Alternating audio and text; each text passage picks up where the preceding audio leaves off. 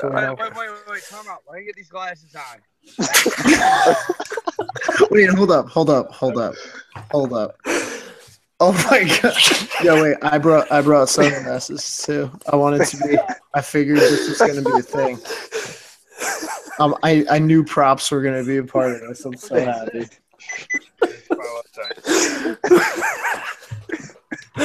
Well, boys, welcome. We are live. If this is any indication of how this is going to go, I'm really excited for this. This is going to be tremendous, boys. So this should be honestly a mild podcast or whatever the fuck. They're going to be wild. All right, Scotch, tell everybody why we're here and English. Everything going on. Yeah, all right. So here's what we're going to do, guys. We're going to start running this once a week. We'll get a few of the podcast hosts on. We get a good group of guys here. Clearly, it's pretty much just going to be whatever happened in the week, whatever's coming up in the week, and whatever else comes into topic. There we go. Hoff, we're up with you, buddy. Dope. Okay. So to start it off kind of light, the first thing I saw today that just absolutely killed me was that Lil Wayne tattoo that Drake got. Did you guys see that shit? No, I didn't. Oh my god. No, I didn't see that. So on Drake's the back of his left tricep, he just got a portrait of Lil Wayne, and it is the weirdest fucking tattoo I've ever seen in my life. I'm pulling that up right now. I mean, I understand that Wayne kind of got him to where he is and all, but it was just Drake's biggest tattoo prior to that is a 6. And he just got this gigantic portrait of his best friend, I guess. I don't know. It's so fucking weird. No, this is something new. Wait, look at this thing. Look at this thing. Look at that thing. Jesus. On the earth. Just a wild move. Just out of I don't know, not even left field, just out of any field. It was so fucking weird. So weird.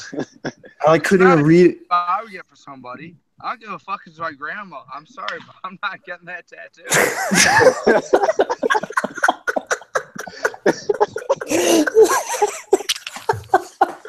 So I love you, Gams, but not that much. Not that much. I love grandma. I'll get a tattoo before she dies.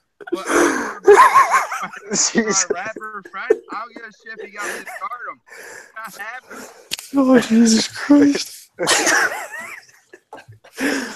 That's a good one. Yeah, Sanders, tossing a dipski for me.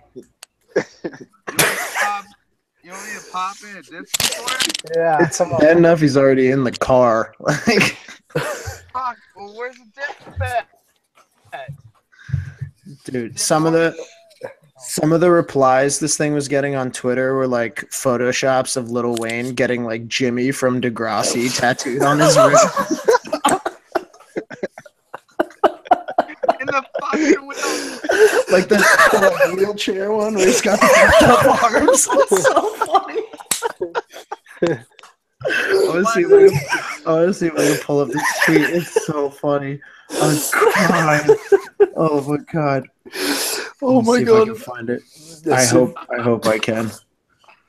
I hope I can. Oh, please be there. I want to talk about McGregor and Mayweather right now. Yeah, okay. Okay, so which one's a bigger dumbass? Both of them. I can tell you right now. Listen, Mayweather might not be able to fucking read, but McGregor joins fucking boxing and thinks he's gonna beat the undefeated boxer right now. So which one's a bigger dumbass? I don't know. I think the McGregor thing is completely a ploy. I think that dude's just straight up trying to make a fuck ton of money. And I think bro, his last 3 fights he's made a combined I'm not a UFC guy, but I'm pretty sure, just going off the top of my head, every fight he's fought has been the max one was 10 mil, and he's fighting Floyd for 100 mil. I'll get in the ring and he can give me brain damage for 100 mil. I don't Seriously, give a fuck. Dude, that was give me CTE for 100 mil. I don't give a fuck. I saw a thing. I agree with that. Unless I'll lose 3 teeth, maybe fucking 4, and then fuck give me a concussion. I'll take the brain damage. glasses paid for and probably look better for it afterwards. Dude, 100 mil. I saw a thing today, and it was like, I'll live longer than I will right now. I saw a thing today. It was like, would you shoot your best friend for $10 million? And I flat out was like, I would shoot myself for one. You pull the kicking and screaming thing with the kicking and screaming when Farrell pulls out the knife and he fucking jabs it. That's me. I'll fucking do that. Yeah, for $500. Come on. Oh my For god. fucking, hey, you cover my medical expenses and then give me $2,000 more than that, I'll shoot myself in the fucking thigh. He's still going on about his medical expenses. Yeah. At least he's fiscally responsible. Yeah.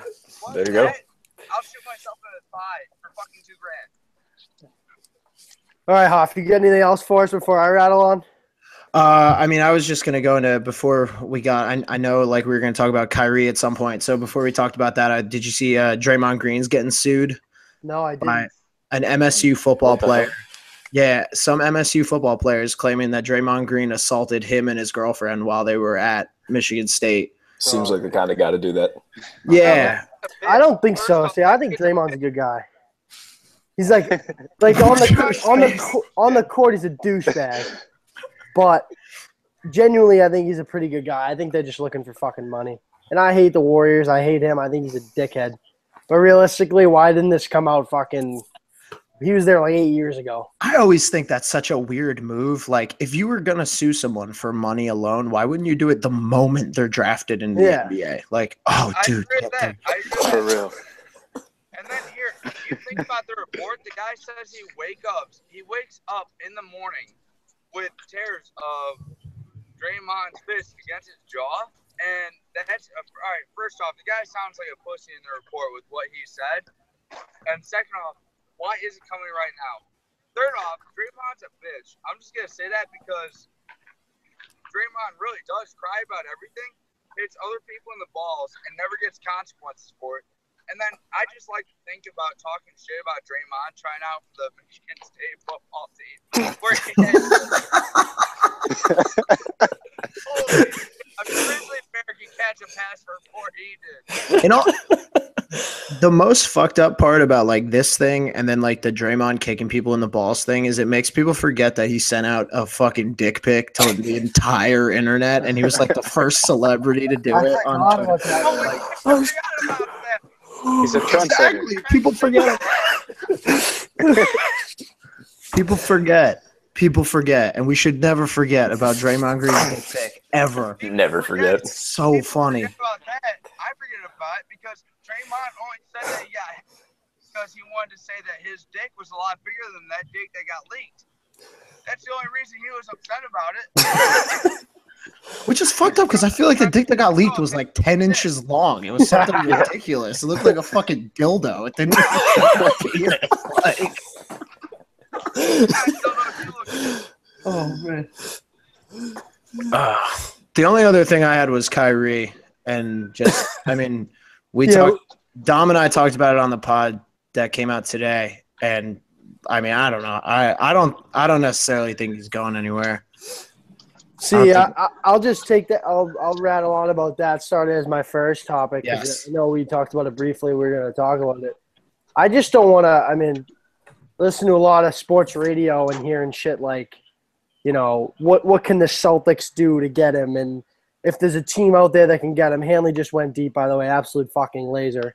But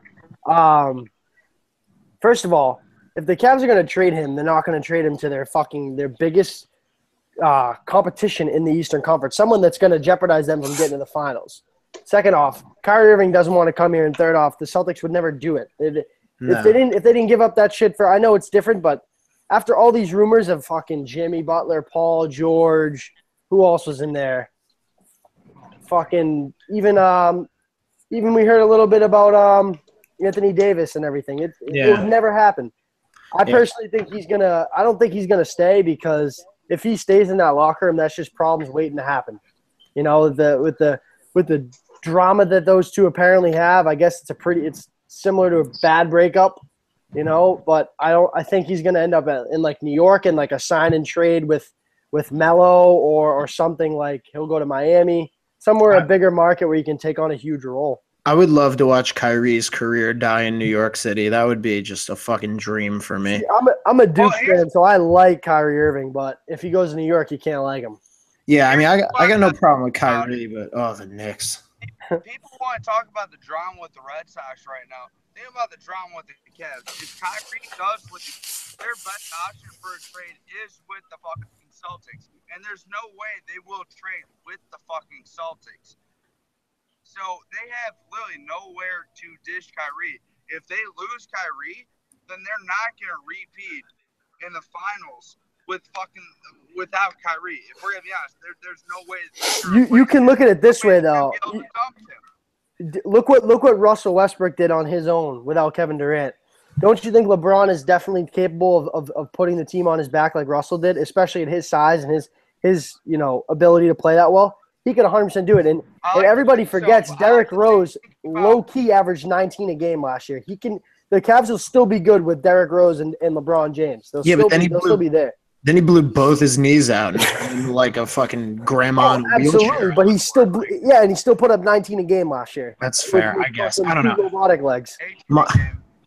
My thing with Kyrie is like, he can't go to the Celtics for all the reasons you said. Plus, I think Ainge definitely needs to cool it a little bit with the moving big time players because losing Avery Bradley, I don't know what your guys' feelings were, but dude, I was fucking pissed. Crushed, dude. I mean, like I knew it had to happen, but it fucking sucked. Yeah. My thing is, think about the Cavs next year because LeBron's fucking gone for a fact after this year. There's no way he stays in Cleveland. And if Kyrie's wanted out since 2013, since before LeBron came back. So what the fuck? Is Kevin Love just going to hang around and run that team by himself? Don't you think that LeBron low-key said, like, behind closed doors to Kyrie, like, yo, dude, I'm fucking out of here next year. Like, get the fuck out while you can because once I leave, they're going to do everything in their power to keep you here and throw you ridiculous money where you can't leave, and they're going to build around you. So, I don't know. They've butted heads, though, a lot because, like – absolutely. I'm saying don't move that in the beginning. Oh, yeah, that's true. That's fair. I don't know because there's so much shit all over the place and, like, nobody's actually saying anything. So it's just one of those scenarios where you just got to – kind of sit and wait it out. Would be cool to see him play with Kawhi though. I'd be stoked. Oh yeah, me too. That would be dope. Going off the drama comment from Sanders, I gotta touch upon the Price situation and everything going on in that locker room. I got a pretty good rant. I don't know if anybody who's listening is familiar with the story. I'm sure you are. Not only did Price get into it with the media a couple weeks ago in New York or a couple months ago with Evan Durelic and Steve Buckley, who's a good friend of ours at WTP Sports, who got in his face. He's one of the nicest guys out there, especially in Boston media, how we know is very tough. Yeah, Buckley, drop him. After Eduardo Rodriguez's terrible rehab start, which I'm sure he can admit himself that was in quote-unquote what X said is yuck. 2 innings, 6 earned runs, like 5 walks, 7 hits in Double-A. And all X said was yuck. Meanwhile, fast forward a couple of days later, X on his way to the team charter, and Price is hanging there with his fucking Price pussy posse, waiting there with all his little 6th grade friends, and says, "Oh, here comes X, the best player that ever lived. The game was so easy. Get the fuck out of here." Was attacking him for quote unquote sticking up for his teammate. I am so sick and tired of fucking David Price.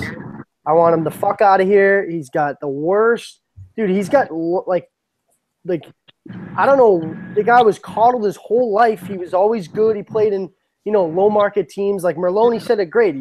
Tampa Bay, he brought him to the playoffs and everything. They had never been, so everybody, took him easy. Oh, he got us here. It doesn't matter if he wins. Toronto, he went there and pitched really well. They never really went anywhere. They never made the playoffs, and he pitched well and got in there. So they were like, oh, it's fine. He got us here. He pitched well in the regular season. That's fine enough. But and here, he doesn't get it. Like, you can do whatever the fuck you want in the regular season. If you don't perform in the playoffs, no one fucking likes you. Like, that's just how it is around here. That's how it should be everywhere. And with something making fucking $31 million a year, he somehow has a problem with everything everybody has to say. He's on Twitter fucking looking for shit. The guy's just annoying.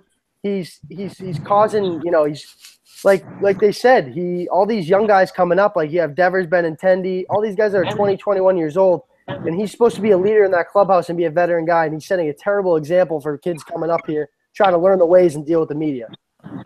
Well, my problem with it is that he says all this shit, and the problem is the Blue Jays didn't make the playoffs against the Royals in 2016. They lost a crucial series, and he shit the bed. Never been put on a winning franchise. He's been put on franchises that were at the point of winning, and he was never fucking clutch.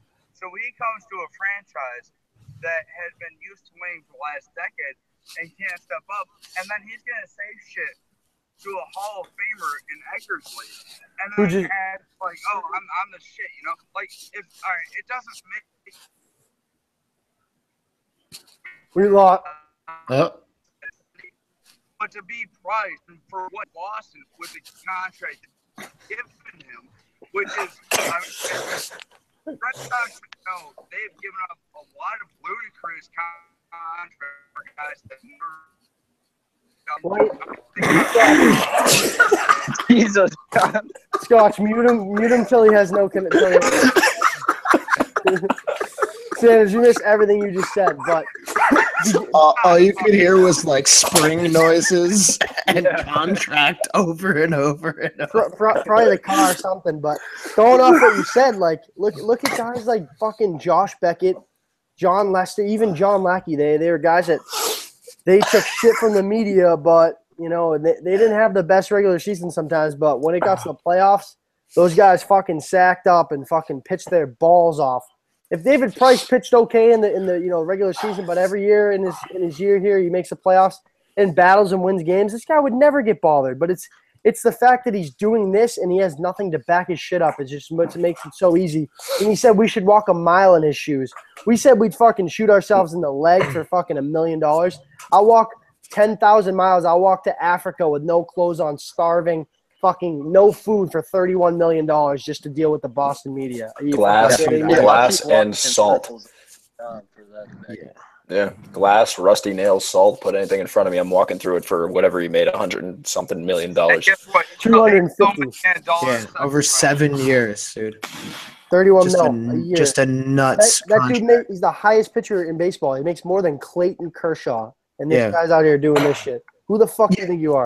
Clayton Kershaw, who hasn't had an ERA, over 2 in like 5 straight seasons, it's something like that. It's over like 27 months or something crazy. Disgusting. And the thing that really sucks about the whole Price situation is with all the bullshit that just went on with Panda, he gets completely let off. I know. Like, completely let off. We talked about Pablo Sandoval for like a week and then just completely forgot about him because, I mean, David Price is best buddy right now. Yeah. Yeah, because the two of them are sitting there in the freaking clubhouse after the game's going, man, we really fleeced this fucking team. Like, it sucks, man. It sucks, especially now that the Yankees are good again. Because it's like the Red Sox finally are. I mean, not that they weren't ever, but finally we have this money we can spend to bring in these really good players. Absolutely. To actually compete, and since they've been so good for about a decade, it's kind of exciting. And now all this bullshit's happening again, and the fucking Yankees are good. Like it's there's Bobby, no it's break. Bobby V in the end of Terry Francona. It's that whole saga again. It's the fucking drinking and fried chicken in the locker. I was gonna say I'm waiting for the chicken. And Bobby V not having control over his clubhouse. John Farrell's at fucking is at blame too. He's at blame too. He should have sat Price down after the New York thing when he bitched out those people and said, you're not making your next start, or that's not how we do things around here. Don't fucking do it again. No, what are your thoughts on Farrell? What are my thoughts? See, I wasn't Team Farrell, but I wasn't as hard as people are on him around here. But after this is going on and these guys just have no control, he has no control over their clubhouse. They're a bunch of fucking babies. People applauded Price when he did that to Eckersley. Like that's a bunch of babies. That shouldn't happen. Like Terry Francona, we took him for granted, man. That guy was a great fucking that guy. One thing he did was he had his players back to the media, but once they fucked up, like he let him hear. Like he dealt with some characters, man. Like Manny Ramirez in his prime was a fucking prima donna, and he brought the best out of him. Won 2 championships with him. He had Orlando Cabrera. I could name a bunch of them. Like. He had a bunch of characters, and he did a did a great job with those guys. Tito was a player's coach almost to a fault. Like that's I think that's what hurt him. And I mean, the thing with Tito is like I never resented him for any of the bullshit that get pulled, because it's like, okay, yeah, he lost control of the clubhouse, but at the Yeah. same time, like I still like Tito I so love much, him, dude. and like that's what made watching the World Series last year so hard. Is I really wanted to see the Cubs break the curse, but at the same time, I was like, fuck, I kind of wouldn't mind seeing Tito succeed. Yeah. But Farrell, like I don't like him the way, like I like him as a guy. I think he's like a good dude, but Yeah. I know what you he- mean. it's just it's so hard to not be critical of him because he just He's doesn't do enough. He's not a winning. He's so quiet. Terrible in-game manager too. Terrible in-game Yeah, manager. yeah, that's The way he handles his bullpen, the He's way a pitching coach. we go back to that Yankee game when they fucking played like 75 innings. It was first and second, nobody out. They had Sandy Leon up there, 9-hitter, and he has him swing away in like the 12th inning, like bunt with has him swing away into a double play. It's just like Yeah. little shit like that, like you know what I mean? Go on, if we can hear you. If the Red Sox were having a losing season, simplify the circumstances for what happened between Price and Eckersley, how the Red Sox players respond to that situation. What would the repercussions be if they were having a losing season at the moment? I think John Farrell's gone if they're having a losing season. Immediately. But I think the reason him being in first place is saving his job for the future. He's going to get an extension after this year. I'm telling you right now. He's going to be here for the next 2 to 3 years if all things go right. And even if we make a wild card game, because we're going to win that because, we're going to throw fucking Chris Sale. So we're going to make the playoffs regardless. I don't really think we'll fall out of a wild card. The American League is terrible besides the Astros. It's wide open. Yeah. Chris Sale might be the only thing that keeps my hopes and dreams alive for the Red Sox. If they could all just take a page out of his book, man, that guy's just awesome, bro. I love watching him pitch and go about his business. It's so funny too, because after all that crap that happened with last year with the jersey and stuff, a bunch of my friends were like, he's gonna be a fucking nightmare in the clubhouse. All he is drama. And dude, he's been nothing but fucking business all year. They said to him, they asked him about the price thing, and he said that's why I stay off Twitter. He just said I have no comment about it, but that's why I stay off Twitter and stuff like that. Fucking dude, the guy's the perfect pitcher, though, someone you want to build around. It's literally sad because in any other clubhouse, or if he was around here for more, that's his team. But since he's a first-year guy, it's not a leader. It's supposed to be Price. It's supposed to be Pedroia, guys like that, and their leadership skills suck, man. David Ortiz would fucking freak out. And it's funny that Price is doing this year. He attacked people on Twitter, but never attacked the media. Never was this, harsh in the clubhouse with Ortiz there. He said his first spring training last year, he was afraid of Ortiz. He didn't want to say anything. He just wanted to fit in. Now that Ortiz is gone, he feels like he can be a hard ass. Ortiz would never let this happen. No. And it sucks because you kind of had the feeling Petey was going to step into that role. And I thought so too. And he just didn't. Listen, I said it after the Baltimore incident where whoever it was came back and threw at Machado, and Pedroia stood up in the dugout. Barnes. Yeah, it was Barnes. It was Barnes. When Pedroia stood up in the dugout and wanted Manny Machado to know that it wasn't him, that was where I lost a lot of respect for Pedroia because, clearly it wasn't Pedroia, but dude, you back your teammates up. Yeah. There's a line though between backing your teammates up and then having some courtesy for the other team. And I think that Pedroia, I wouldn't call it soft, but I would say that he's too much. Yeah, it's all on the borderline of soft, being for other teams and other players, saying that I was not wanting you to get hit. But saying matters, you had to be behind your teammates. That was the act. If you're the captain, you gotta stand behind the actions of others. Absolutely, and he knows that by now. He's been in the league for fucking 15 years. Yeah. He should know, whether or not it's him or not, he's got to back his teammate up, like you said. They're all friends. They're all friends. Go after the game. Go up to his clubhouse and be like, "Yo, man, that was not me." But when it happens, don't fucking say that on camera, bro. And in this day and age, with everything, there's a camera in your face every time. If you want to tell him it's not you, wait till after the game. These guys all got each other's numbers, dude. Pedroia could have walked out and shot him a text after the game and be like, "Yo, listen, it wasn't me." But in the middle of the game to do that when you know that you're on TV after that incident, Come on. Yeah. Gosh, I don't think Pedroia was ready to step into that presence that Ortiz had. I thought he Because was too. in the back of Pedroia, his mind, he knew that he had to step in, but he also knew nobody could fill the presence of Ortiz, and that he doesn't have that stature. I know he's been around. He's the second most tenured player to Ortiz, but I don't think that he could take that spot. No one's gonna ever fill the void of David Ortiz here. But the fact of being that guy in that clubhouse of, I'm the guy you go to if you got problems, or if something's gonna happen, I'm gonna be the first one in. Like that's something he's got to do. Pedroia's a dirt dog, man. Like he's out there getting dirty. He's a hard nosed player. He's more of a lead by example guy. But I truly knowing him and how much he loves to win and how much of a competitor he is, he's always been my favorite player since he won the MVP.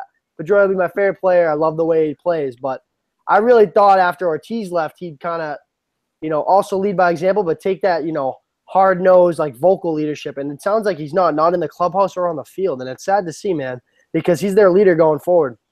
Yeah, I think their big struggle is that, like, Petey always filled, like you said, the, like, silent leader, lead by example type thing. He was the quiet, like, guy that Ortiz would be like, look, if you want to see how to be a member of this team, you watch how it plays. And Ortiz was the, this is our fucking city guy. Yeah. He was the voice.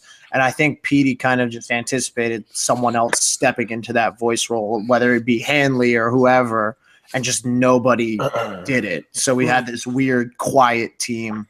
And that's why they're having problems right now. That's why they're having problems right now, because they don't have anybody in that clubhouse to pull David Price over. If Price did this last year, Ortiz would have fucking grabbed him and said, "We don't do that shit around here." Like, this is what it's like. That's why, to me, like, this was – people always say John Farrell's lost control of this team, but to be honest, it wasn't ever John Farrell keeping the team in control. For me, it was always David Ortiz. He was always that guy, like you guys said, that would pull people off to the side and be like, hey, you just don't do that. And I think that's where David Ortiz the most is that leadership presence to keep the team together, keep control of it. Dude, they're big leaguers. They don't want to fucking – managers are there to put guys lineups and making game decisions. They're big leaguers. You got guys that are managing games that players are literally 5 years younger. They don't want to be told what to do, and managers don't want to do that either. You're in the big leagues for a reason.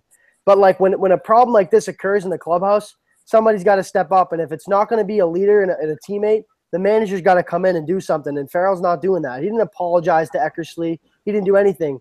But the one thing about that situation is, and it's kind of a next topic, is everybody wants Farrell to apologize, and this is where I'll back Farrell up and be like, he's in a shitty situation, because if he apologized to Eck, he throws David Price under the bus and says what Price did is wrong, and that's his $31 million man.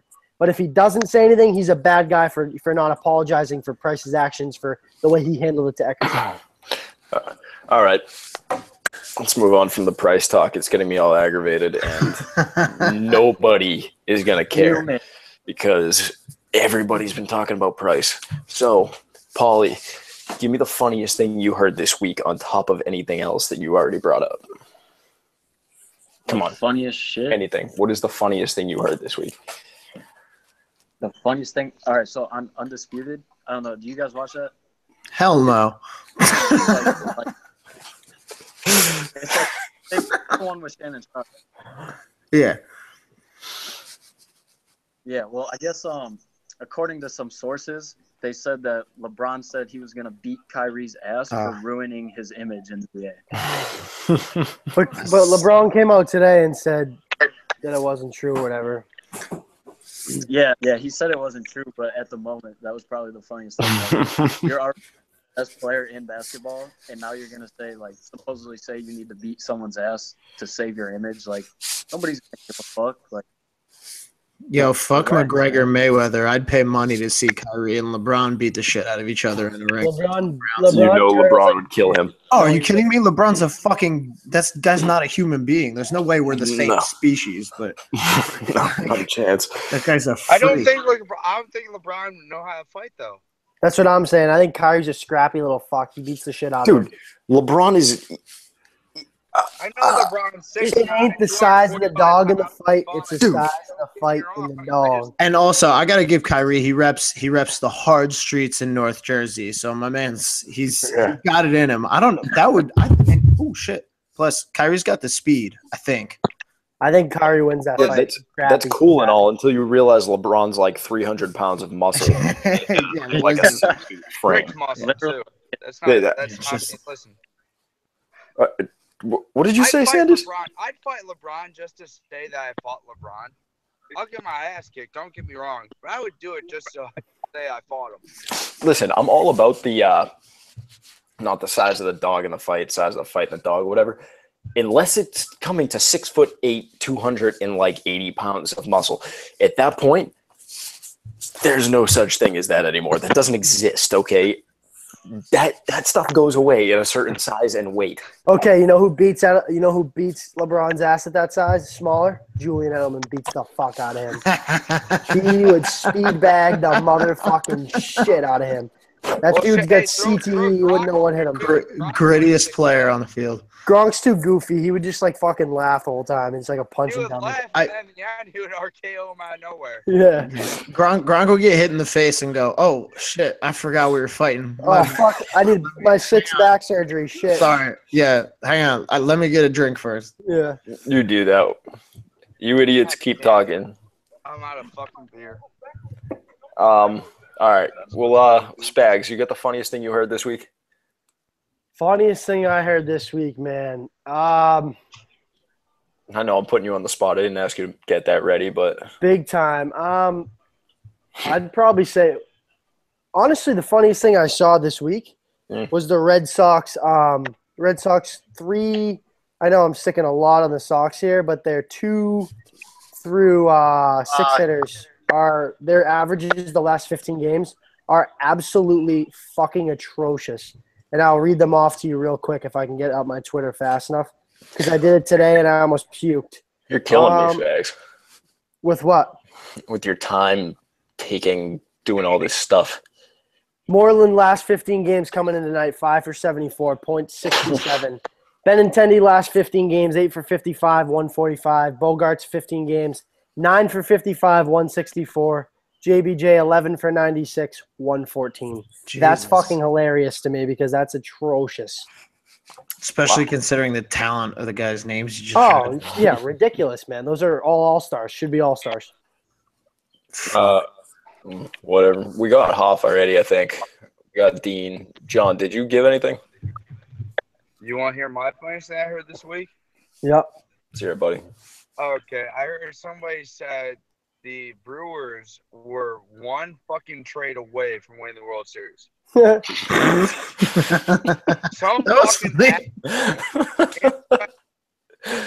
Eric Tim's the GOAT. saying if the Brewers got you Darvish, I think they're gonna be World Series champions. And I was like, you gotta be out of your fucking tree. I'd give them Helen Chris Keller Sale. had a better shot getting a fucking pinata out of the fucking yard. I don't know what to tell you. He said, I think the fucking Brewers will get you Darvish and win the World Series. Dude, you couldn't give them Chris Sale and Aaron Judge right now and convince me that they were going to win the World Series. Dude, the Dodgers have like 28 losses. Kershaw and Judge, they're not win the World Series. Dude, the Dodgers are like, I'm doing this off the top of my head, but I'm pretty sure they have literally sub 30 losses, or at least did last week. They were like 65 and 29. Granted, they always choke, but that's fucked up. Oh, guaranteed. They're not. Listen, I don't think the Dodgers going to make it to the World Series. Cody Bellinger Was is out a 4 to 6 weeks. But somebody thought that the fucking Brewers are going to make the World Series. Yeah. And I couldn't even laugh out loud. I was just thinking in my head, this motherfucker has to have some sort of special needs. I'm sorry for being politically incorrect on that, but to believe that the Brewers would get to the World Series. I think the Cubs they're obviously like up and down and a couple games out, but their veteran presence will come in at some point and they'll probably end up winning the Central. They'll go on like some weird ass tear where they'll win 12 of 15 in September and make it back there. They have too much talent not to do it. Guys, I think we're just really counting out the drastic amount of talent that it just exists in the NL Central. By that, I mean none. Yeah. There's no talent in the NL Central. The Because, Cubs are like, good, dude. That's the Cubs are good, but the whole year, all we've done has been like, oh man, the Cubs, are they good? I'm not really sure because they've been 500 for 6 fucking months, and Milwaukee's a half game up on them, and we're acting like this team is good. Like I don't know. I mean, I'll give you that. That was good. but the Central sucks every year. That's why the Cubs have been able to be so dominant. And I mean, not to take anything away from the Cubs, they're the World games the other year. Yeah. No, they won the World Series last year, so it's not like they're not good. It's just they're like, for 1 year they were like the Patriots, great team, shitty division. Yep. Like, just that simple. No, I'll give you that. Anybody got anything to say before we close up on our first round table? Sorry, almost forgot. Yankees suck. Yankees fucking suck. Go Fuck Pats. the Yankees. There you go. Well, that was very unbiased. Glad that we got that out of the way. At least everybody knows that they're all Red Sox fans. I don't know We need Ricky on so I can fucking tear him to shreds about his fucking St. Louis Cardinals and all that shit. Fuck that. There you go, Rick. What we got? What's Dom at? Oh, did we lose? We lost him. Out. All right. He's gone. His boss came. All right, PG. Dom is the saddest sports fan in the history of the world. He's a Mets, Jets, Nets, and Islanders fan. He's never seen his team win a championship. The closest he's come is Mark Sanchez in the AFC Championship Who game. beat Tom Brady, and I should probably just fucking take my headphones out because that was embarrassing. He beat Tom Brady in the AFC title game, AFC divisional game. Yeah, I mean, but now he's the third string on the Broncos, and Tom Brady's just won his 5th Super Bowl. So Yeah, I'm not super concerned. 19-0 season, following it up. Fucking write it in marker. Write it in marker. Yep, I already did. I tweeted it yesterday. If you guys want to screenshot it and hold me to it, I don't care. You're probably the only one that said that, though, right, Scott? Gosh, I already did. Yep, USA Today released their predictions for the year, and they put the 16-0. Patriots at 16-0. Yeah, I've been saying it all the time. I'll say it again. Pats 19-0. Mark it. It's done. Good as gold. And we're gonna end the show on this hot take because it's gonna take us into next week. I'm gonna end it right here, and you guys can fucking tear me to shreds. But Tom Brady, I'm gonna back it up after. Tom Brady's done after this year. He goes 19-0. You're done. He goes 19-0. I'm gonna just mute him. Nope, no, you're not. No, you're not. Are you saying only if he goes 19-0 though? No. If they win the Super Bowl, right, he gets his 6th ring. When has Tom Brady ever marketed himself as much as he did now? Gone to China, let fucking ESPN follow him around on his journey and do his big special. He just stood up, went out, and stuck it in ESPN's face after this whole with Deflategate. That's why he's doing what he's doing. When did the Patriots go out and spend and get all these great young players and fucking go crazy in an offseason? It's almost like they're throwing him a going-away party. And why didn't they deal Jimmy Garoppolo when they could get the fucking 12th overall pick and 2 future first-round picks for him? Brady's going to go. Brady's not the type of guy that wants that, at least I don't think, wants that big, like, this is my last year type thing like they did with Jeter, Ortiz, and Peyton Manning. I don't think he wants that. I think he wants to go on national TV after he wins a 6 and be like, listen, I have fucking 6 now. Peace the fuck out. Here you go, Jimmy. Here's Brandon Cooks, who's 23 years old. Here's Malcolm Mitchell. Here's Chris Hogan. Here's Julian Edelman. And here's a great team around you. You can go win now. There you go. End it. I think 7's a good number for him. 7, call it a day. I was going to say 8. I'll take 10. I don't give a fuck. I just think that's going to happen. Brady said a few years ago, remember after that Chiefs game where everyone was like, oh, is it the end for Tom fucking Brady? He said, I will quit when I suck, and I think that's what he's going to do. I think he's going to go – he's going to do whatever he does, win another Super Bowl, win another 2, and then he's going to go like 10-6 and just lose in the first round, and he's going to go, I'm done, call it a career. That's I think that's his going to plan. I'm rolling with the hot take. I like it. Yeah, scorch it. Light it up. That is blazing hot. All right, boys. We'll wrap it up. Thank you, everybody, for joining in, listening in. Thank you, boys, down here, all 3 of you. Dean's gone. Hey. Rest in peace, Dean. Next week, same cast plus Dom and Ricky. 2 good guys. Hell yeah. It's going to be a good show. All right, boys. All right, see you guys. See you later, boys. See ya.